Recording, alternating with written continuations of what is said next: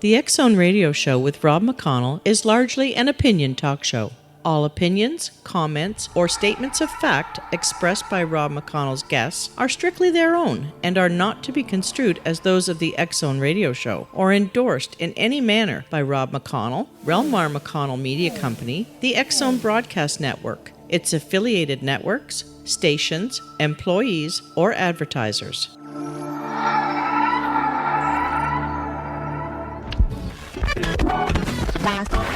All Hit Radio.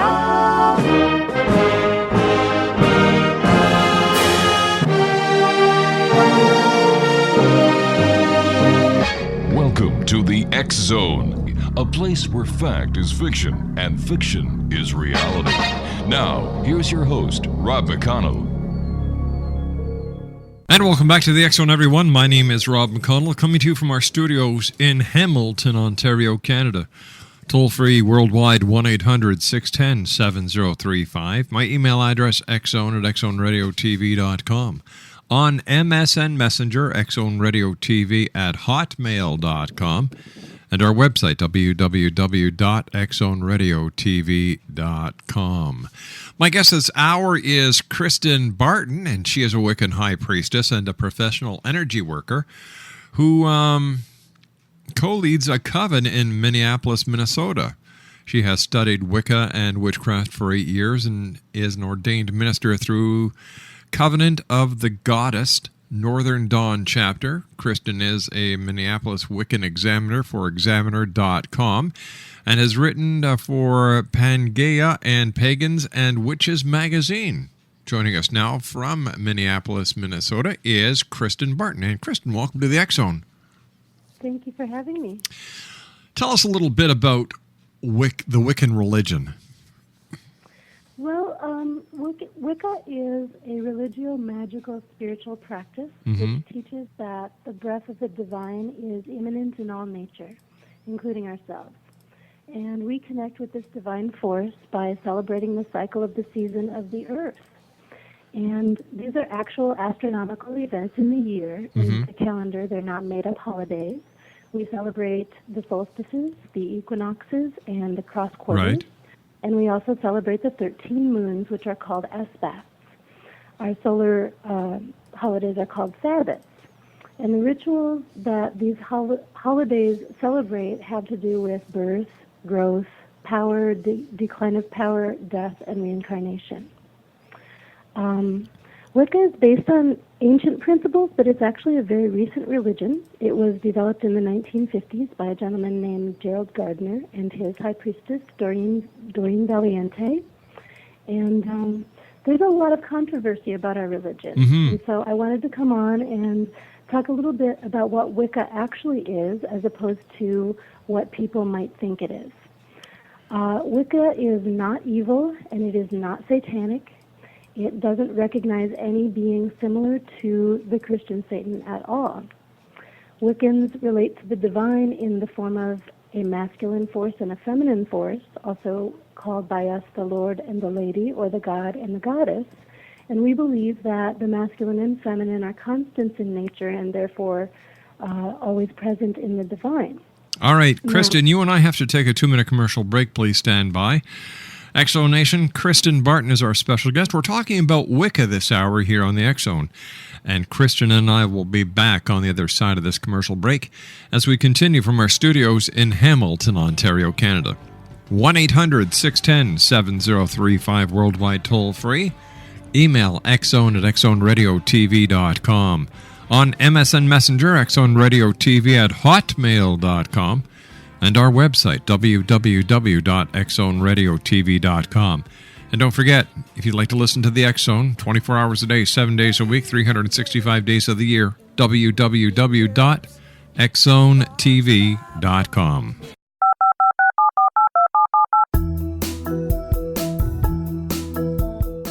Did you know that when you're on the road with limited data or Wi-Fi, you can still listen to the X-Zone Radio Show with Rob McConnell, The Science of Magic with Gwilda Wiyaka, X-1, Dimension X, Space Patrol, and every minute of the X-Zone Broadcast Network by calling 213-401-0080, courtesy of Audio Now.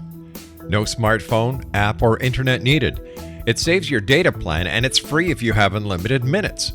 Call 213-401-0080 to listen on any phone, anytime, anywhere. Remember 213-401-0080 for the best of the paranormal, parapsychology, and sci-fi radio programming anywhere, 24/7, 365.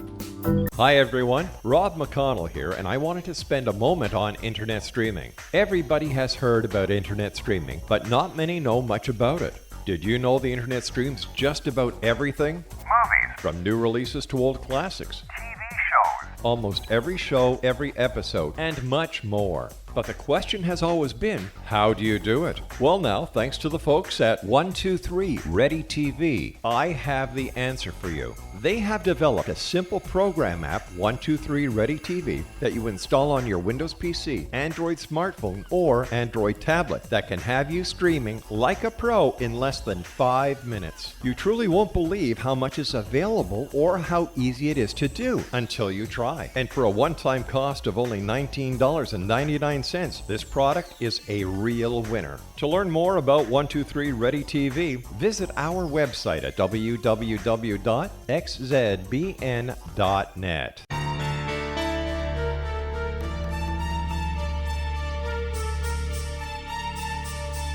Hello, I'm Justina Marsh, and with my dad Pete, we are going to present a new show called Too Good to Be True. Together, we are aiming to discover more truths about this world and beyond. Do you have unanswered questions about the world? Do you ever wonder about aliens, conspiracy theories, or the universe? There are many shows discussing subjects such as pyramids or UFOs, but we want to relay this information based on our own research, including from spiritual means. Hopefully, listeners will be helped with their own beliefs and will appreciate the psychic insights that add to the previous research and information. We both look forward to sharing this insight and beginning this journey with our listeners. Visit xzbn.net for more information about when to listen.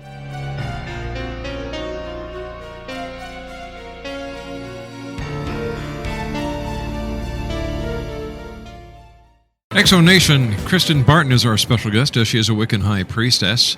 And we're talking about Wicca this hour with the Wiccan religion. Now, a lot of people, Kristan, for some reason think that there's a connection between Wicca and evil forces or even satanic rituals. And I was wondering if you could kind of clear the air once and for all maybe about what Wicca is really about. Like, I've talked to many Wiccans over the years, and not once have I ever received any inclination whatsoever that there is anything evil, satanic, or demonic about Wicca.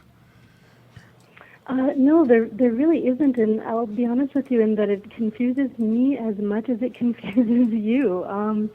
The holidays that we celebrate, the path that we follow, really is about celebrating the cycle of life, and particularly, there are certain holidays that we celebrate that have gotten a really bum rap, particularly Samhain, which is October 31st. The rest of the world calls it Halloween. Now, Samhain is basically a time that we celebrate our ancestors who have passed before us. It is the time when the veil between the worlds in our culture, in our opinion, is the thinnest. And so we have access then to some limited communication between those worlds. And we believe very strongly in honoring those who have come before us. And so when witches get together on Samhain night or Halloween night, it is a very serious holiday where we have ancestor altars and we bring pictures of our grandparents who have passed and our pets who have passed, and we tell stories about those people and honor them. I'm not quite sure why people think we're doing awful things like blood sacrifices and things like that, or killing black cats, because that's not at all what we do. There are basically what we celebrate are 8 different points on the wheel of the year. So those are Samhain, which I just described, Yule, which is the winter solstice, which is a time when the light is born again. Basically, it's the shortest night, and then the light returns to the land. And then there's Imbolc, which is February 2nd, which is when the sun begins to get much warmer and stronger, and so we celebrate the end of winter. And then we have Ostara, which is the vernal equinox, March 21st, and that is celebrating the planting time. Beltane, which is May 1st, another one that's gotten a bad rap because it celebrates fertility. And in the old days, apparently there was some cavorting that used to happen back in old Europe on Beltane, but that is not something that modern witches do. We celebrate by dancing the maypole and having feasting and celebrating the warmth.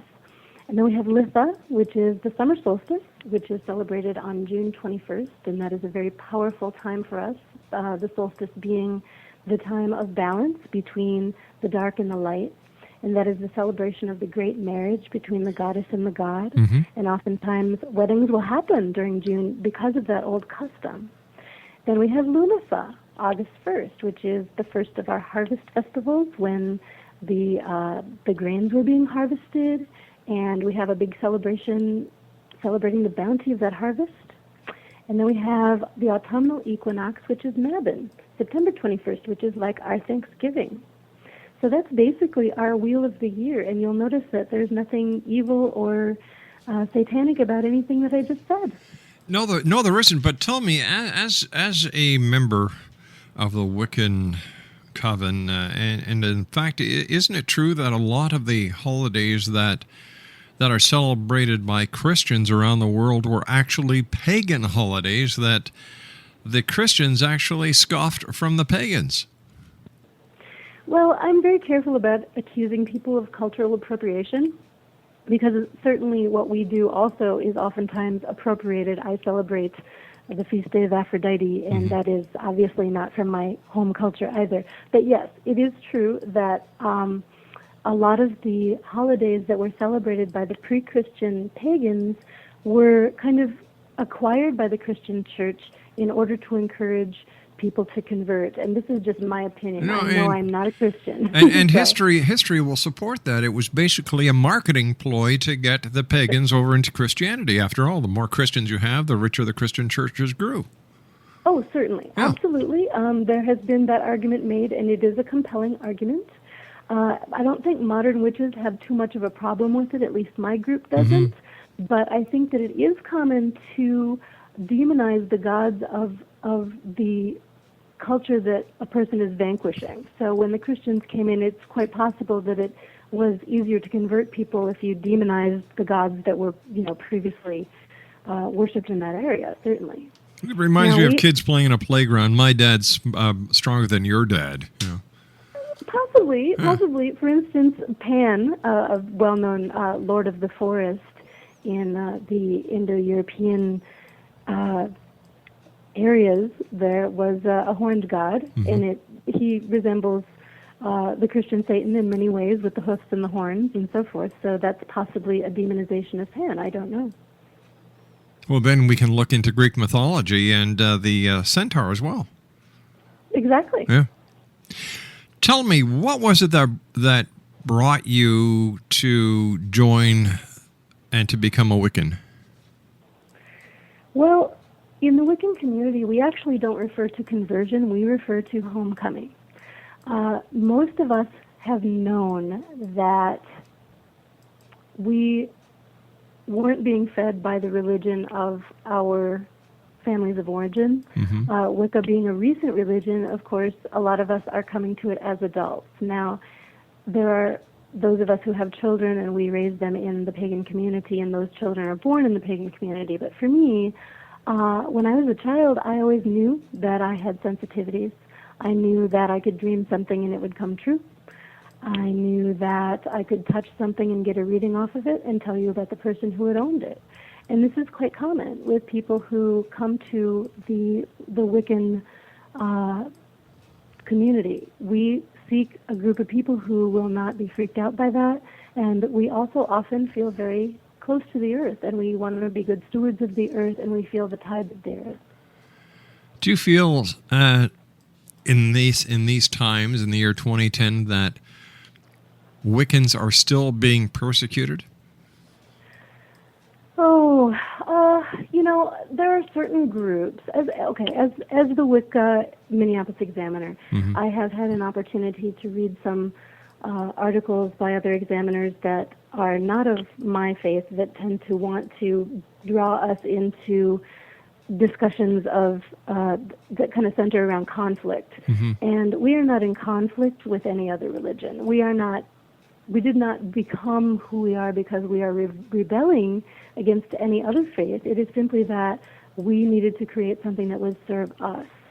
And so persecuted, I don't know if I'd say persecuted per se, but there are folks who seem invested in believing that we are at odds with them for whatever reason. What do Wiccans do during one of their meetings? For example, what would be the Wiccan equivalence of going to church on Sunday? Well, we celebrate in circles. We will usually go to someone's home, or preferably an outdoor setting if we can get one. And we will create sacred space in the form of casting a circle, which is done with a wand. And we believe that that we kind of can take our churches with us. Wherever we are, we create holy space and we honor whatever deities we are working with that evening.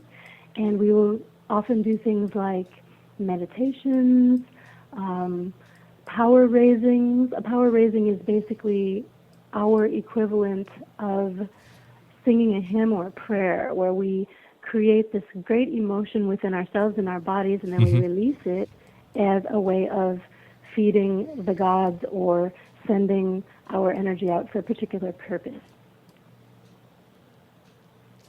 Can anyone become a Wiccan? Well, certainly. There has been a little bit of controversy within the Wiccan community in recent times, because there were some folks who said, well, if you were not initiated by a Wiccan initiate, you couldn't be a Wiccan.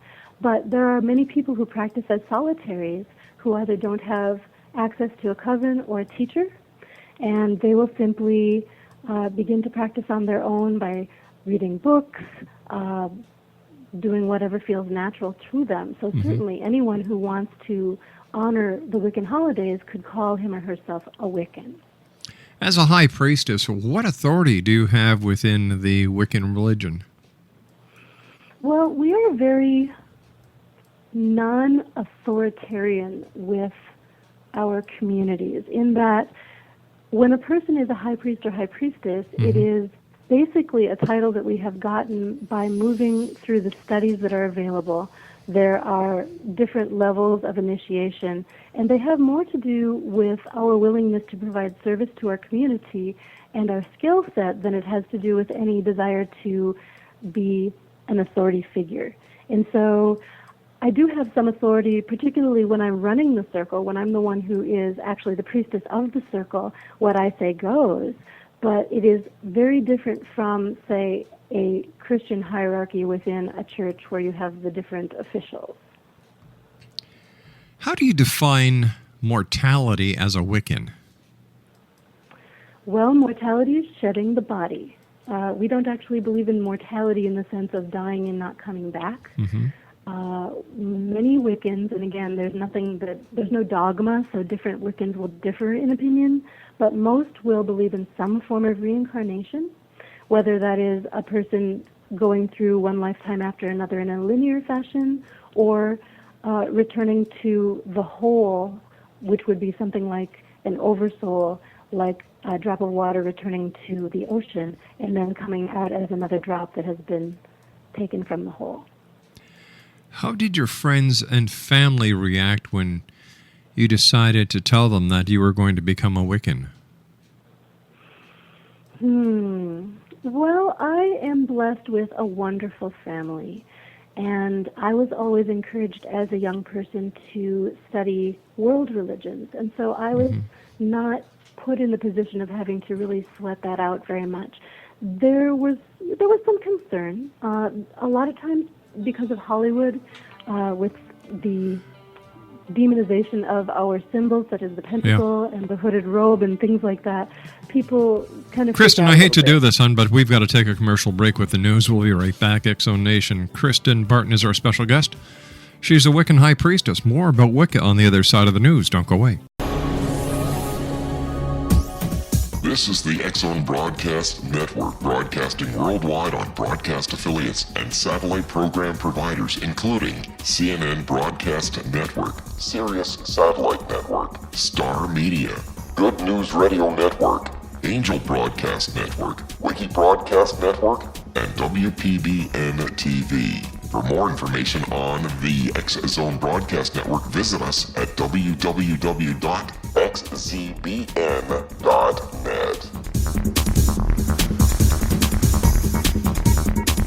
Hi everyone, Rob McConnell here, and I wanted to spend a moment on internet streaming. Everybody has heard about internet streaming, but not many know much about it.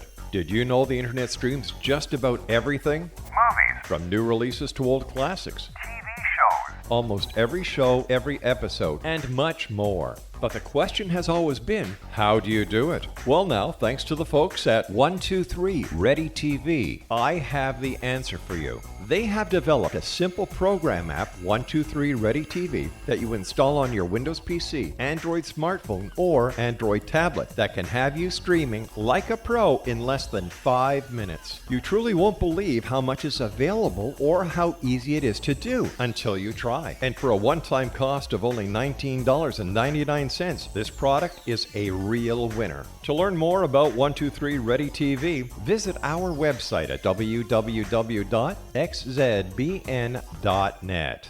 Exonation, Kristan Barton is our special guest. She is a Wiccan high priestess. And Kristan, we were talking about your family and friends and what they thought when you went into Wiccan. You told us that you come from a wonderful, supportive family. And then you mentioned the Hollywood aspect. Why do you think Hollywood has always had it in for witches? For example, in The Wizard of Oz, they had it in for witches. Hansel and Gretel, the witches, and it seems that nursery rhymes as well as fairy tales have always had it in for the witches. And as a Wiccan, how do you feel about that? Well, to be honest with you, I don't necessarily associate the old images of witches with what I am today. Mm-hmm. I think that culturally speaking, the witches that were present in the ancient fairy tales were really more people who were doing black magic, people who were to be feared because people were still recovering from things like the Inquisition, where for political reasons, anyone who didn't practice and believe in a certain way was systematically destroyed. And of course we had Malleus Maleficarum, the witch's hammer, which was basically a treatise on how to torture people into falsely confessing that they were in fact witches. So to me, that isn't necessarily a slam on my people today. But I think that, demonizing certain people's selves, witches in popular imagination are obviously supernatural beings, and so it's very easy to create fear in people's hearts and then to appropriate the use of the pentacle or the pentagram and the hooded robes, which are donned for a very benign reason. It just sells. It sells movies. Okay, so let's talk about some of the most common aspects that we know about witches, and please set us straight on them, all right? Sure. We talked about the hat, the peaked hat. What's the real story behind that? Well, generally speaking, we don't wear them now, with the exception of needing a little comic relief. But it's my understanding that the initial use of the pointed hat was that Druids wore them as part of their Druidic decoration that would identify them to the people as they moved around from town to town. And the wand, was the wand basically a tool for channeling energy? Yeah. Mm-hmm. Yep. The wand is just basically a stick that's been consecrated for the channeling of energy. All right. Now, how about the kettle? That you throw the children in and cook the children in. Oh, sure. Yeah. Well, we refer to that as a cauldron, and the cauldron is representative of the womb. And there are many myth cycles that Wiccans will sometimes work with, such as the Celtic Caradwyn. Her cauldron is known as the recombining place for souls when they have died and crossed over, and then they emerge anew into a new incarnation. But we just use them to mix up lovely brews. What about spells? Do Wiccans cast spells? Certainly. Well, sometimes they do, and sometimes they don't. One can be a Wiccan and never cast one spell, because really, being a Wiccan means that you celebrate the religion of Wicca.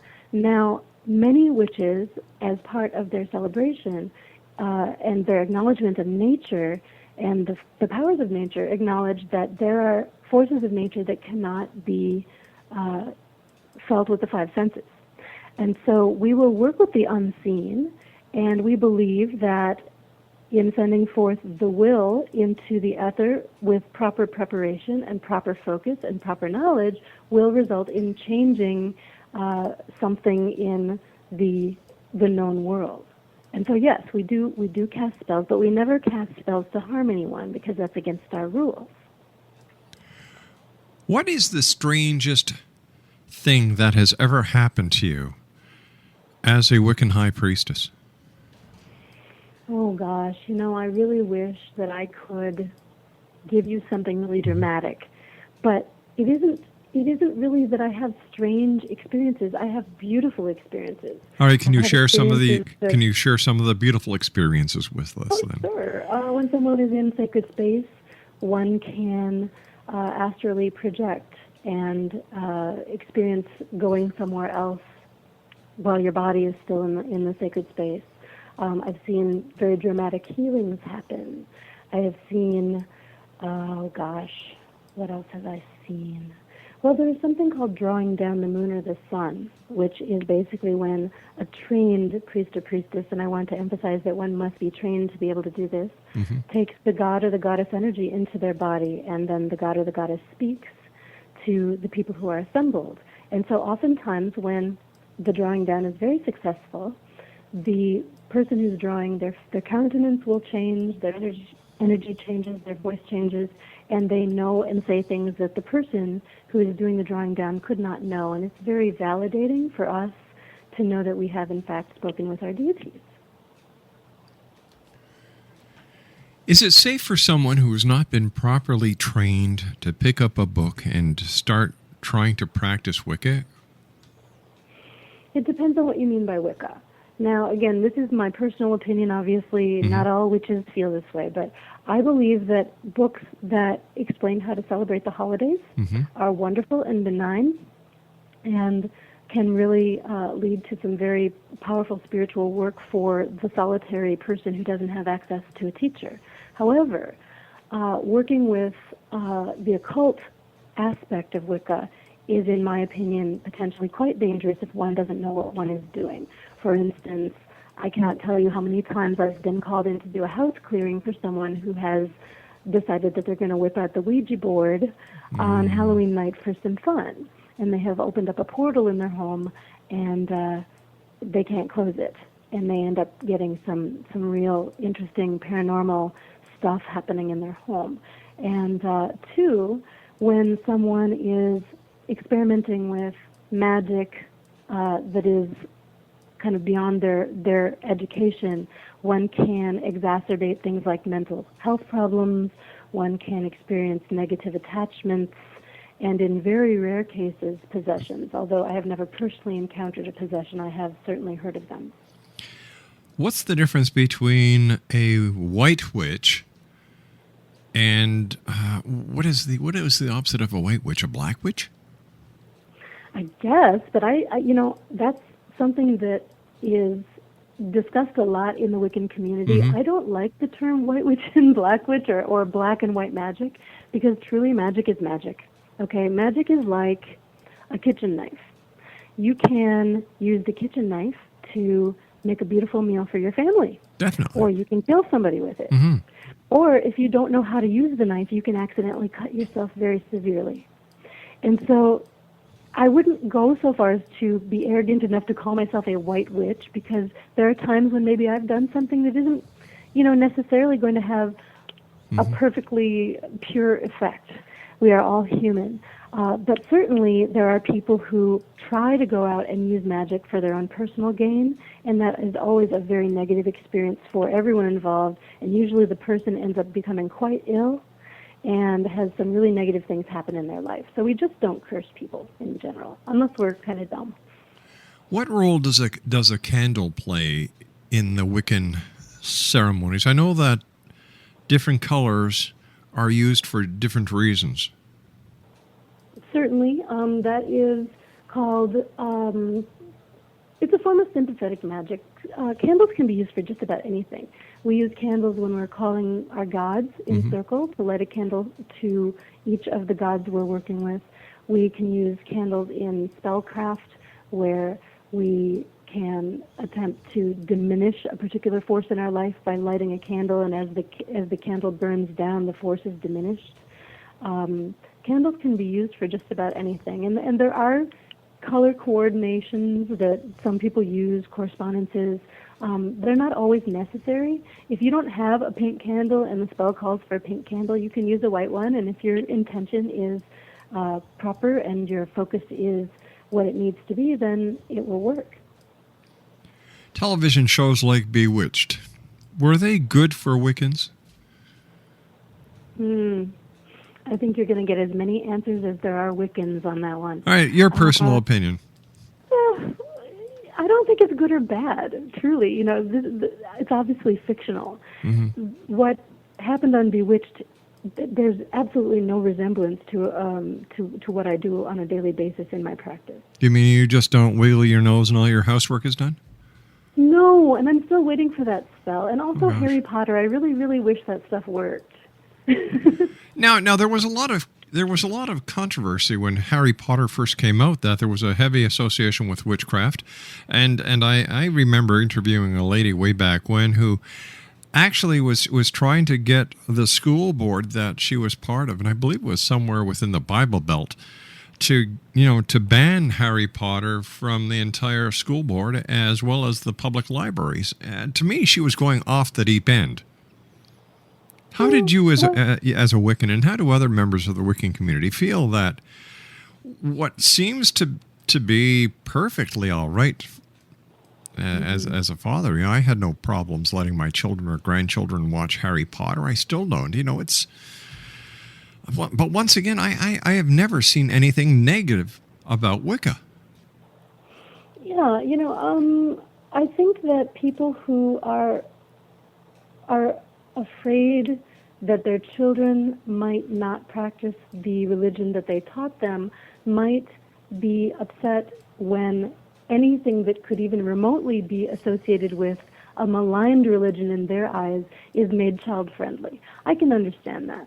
I completely believe that all parents have the right to direct their children's religious education. I have a teenager, and I completely stand by that. However, I think that it's apparent to most intelligent people that Harry Potter is a fantastical, fictional story that has created a fictional world. And so, is somebody who's going to watch Harry Potter necessarily going to grow up and be a Wiccan? I haven't seen it yet, and it's been out for a long time. It's just like these people who say that the strong connection between Wicca and the supernatural. Well, hold on. Name me one religious theology or philosophy today that is not based on the supernatural. Well, exactly. I would definitely argue that. That's the kettle calling the cauldron black. I would have to agree. I think that really it boils down to the idea that religions are at odds with one another, and our belief is that there's no one way to get to God. Do you want to take a bicycle, or do you want to take a train, or do you want to drive your car? We're all going to the same place. That's the Wiccan attitude. I realize that others don't have that same perspective, but we are not trying to convert anyone. We've never tried to convert anyone. We don't believe in proselytizing at all, and as a matter of fact, it's relatively difficult to get into a coven, and particularly we do not espouse the practice of Wicca by underage minors without their parents' consent at all. How many members are there in your coven? Oh gosh, I haven't counted recently. Some covens, some traditions do go by the traditional 13. We do not. We usually get up around 19 or 20. It really is governed more by how many people you can fit in the living room of the covenstead. Ah. So the bigger the house, the bigger the coven. Sometimes. Aha! I see where this is going. I also understand you're an energy worker. I am. How does energy play into Wicca? Well, energy is a big part of Wicca. The type of energy work that I do as a healer is not related to Wicca. I'm a Reiki master, and people of all religions do Reiki, which is a non-denominational form of healing. However, generally speaking, energy is a very big part of Wicca, because when people come together to create a sacred circle to celebrate either an Esbat or a Sabbat, we are all lending our energy to that celebration and trusting one another with our energy. And it's a very personal, intimate experience that we have with one another and with blending our energies together. You know, years ago, people did not talk about energy transformation, balancing energy. They didn't talk about Reiki. They didn't talk about a lot of things that we talk about today. Ironically, if they would have, I believe the world would be in a better place today.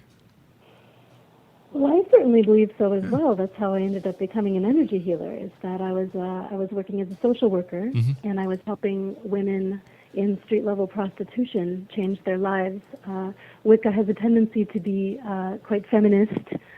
We love our men as well, of course. We're not anti-male in any way, but Wicca acknowledges the equality between men and women. And so I was doing this work, and I was very, very, I was just raw from hearing all of the horror stories, and so I sought out some energy work. All right, what we're going to do is we're going to carry this conversation on the other side of this break that I have to take, Kristan. Please stand by. Kristan Barton is our special guest. Here's a website explanation for Kristan's energy work. GaiaTransformations.com. That's GaiaTransformations.com. And Kristan and I will be back on the other side of this break. Don't go away. This is the X-Zone Broadcast Network, broadcasting worldwide on broadcast affiliates and satellite program providers, including CNN Broadcast Network, Sirius Satellite Network, Star Media, Good News Radio Network, Angel Broadcast Network, Wiki Broadcast Network, and WPBN TV. For more information on the X-Zone Broadcast Network, visit us at www.xzbn.net.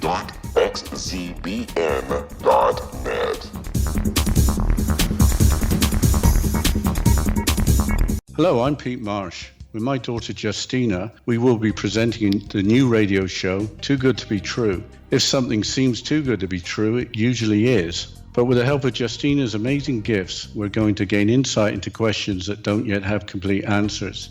Have you wondered who built Stonehenge and for what reason? Why are crop circles found in the same region as Stonehenge and elsewhere? Are crop circles a hoax, or are they created with technologies that we have little knowledge of? Who built the pyramids in Egypt and also in other countries? How and why were they built? Was the Titanic switched with the Britannic as part of a gigantic insurance fraud, or for more insidious reasons? What caused the Tunguska event when trees were flattened over an 800 square mile area in Siberia? Will the new insights be too good to be true? Well, that will depend on what you are prepared to believe. Please join us as we start on this journey together. For more information on Too Good to Be True, visit www.xzbn.net. Exonation, Kristan Barton is our special guest. Here's a website for Kristan's energy work, GaiaTransformations.com. That's www.GaiaTransformations.com. And first of all, Kristan, thanks very much for joining with us and putting us straight on what Wicca is all about. I admire the work that Wiccans do. I know that a lot of Wiccans are involved in work that is being done around the world to turn the world around, taking care of Mother Nature, in which so many people neglect. And in fact, a lot of the people on Greenpeace are Wiccans. So thank you very much for all your work. You're welcome. Now, we were talking about your social work and how you would use energy healing with the people that you were working with. Actually, I was seeking it to help myself because I was so very, very affected by all of the horror that I saw. And then I began practicing because I loved it so very much. And I just never looked back. It's wonderful to help people heal. And I've seen some very miraculous things happen. What would you like to leave our audience with tonight? I would like to just let folks know that I think it's high time that we actually take a look at who our neighbors are as opposed to who some people want to paint them to be. Wiccan people are, as you've said, very concerned with our environment, being good stewards of the earth. We believe strongly in high morals and ethics. We are not people who are doing dark and dangerous things, but we are people who are very invested in our communities. And we are also very many. There are thousands and thousands of Wiccans in the United States. As a matter of fact, in Minneapolis alone, they call it Paganistan because there are many thousands of us. And so we are not necessarily a minority, and we are good folks, we are organized, and we want to be part of your community. If somebody's looking for a Wiccan teacher, are there any red flags they should watch out for, as you know, to tell them that this person is a stay away from? Oh, most certainly. Most people should just, when they're seeking a Wiccan teacher, go straight to an organization that gives credentials to pagan ministers. First of all, Covenant of the Goddess, CUPS, which is the Universalist Unitarian Pagan Folk. I would be very wary of anyone who seems to pop up out of the woodwork and call themselves a high priest or priestess of so-and-so. Generally speaking, not always, but generally speaking, the more flamboyant a person is and the more desperate they seem to attract followers, the more wary I would be. Also, anyone who ever tells you that sex or sexual acts are part of the Wicca culture or part of Wiccan rituals is lying to you. It is not true. We do not do any sort of blood rites or anything like that. And we also do not look fondly upon people who are interested in becoming gurus and having followers to butter up their own egos. We're very service-oriented. Kristan, I want to thank you so much for joining us, dear. Take care of yourself, and we'll look forward to talking to you in the future. Thank you so much. Exonation, Kristan Barton has been my guest this hour. GaiaTransformations.com. I'll be back on the other side of this break with the news at 6.5 minutes past. Don't go